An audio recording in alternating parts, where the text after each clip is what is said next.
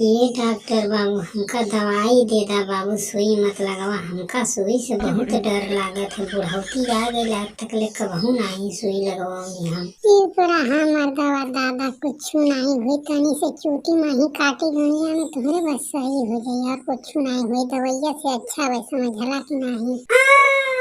अरे दादा हो दादा, अरे डॉक्टर जल्दी और सुइया निकाला हो दादा। ई बाप रे बाप, बहुत तेज लागत है। होई तुम्हारे क्या नहीं चढ़त बा जना था बिच्छी बा। तोरा हमर दवा बुढ़ऊ लइकन में ही चिल्लात बाटा बा, कोनो सुनी तो कहिए रे दादा हो दादा हो बुढ़वा चिल्लात बा हो त लइकन में ही। हाँ गधा का सार नहीं तले तोहके जब लगी ना तब तोहरा के पता चली कितना तेज बिच्छी नहीं चढ़त बा ई दवैया। अरे दादा हो दादा, का हो डॉक्टर ई भैंसा का हमके सुई लगौला, हमार दवा की आदमी का हो। अरे दादा पहली बार जौन बात सुई नहीं ऐसा तोके भैंसा वाली लगी, बाद में आदमी वाली लगी ताकि तोके दर्द नहीं होके। कबहू का नाही ना सुई लगौले रहला, यही से भैंसा वाली सुई लगाव के पड़ल। कारे भोसड़िया वाला नहीं तले डॉक्टर की हन लेके आइल बाटे की कसाई के रे भोसड़िया वाला नहीं तले। पहले बता हमरा के तनिको पता ना रही सरवा बच्चों डॉक्टर बा। अरे बाबा तू नहीं समझवा मर्दवा नहीं तले कितना जमाने से ई दवाई देत बाटे, तू कहत बाटा बकचोद आदमी हम। बताओ अनकर बुढ़ौती आ गई ना तोरे समझ में आवत है, मोछ दाढ़ी कुल पकी गई बा तोहरिया मही।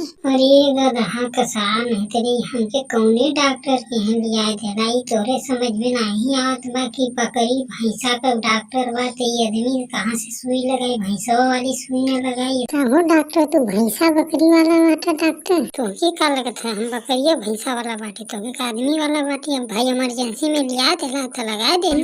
अरे दादा हो दादा, ये तो मेंटल डॉक्टर लागत बा हो।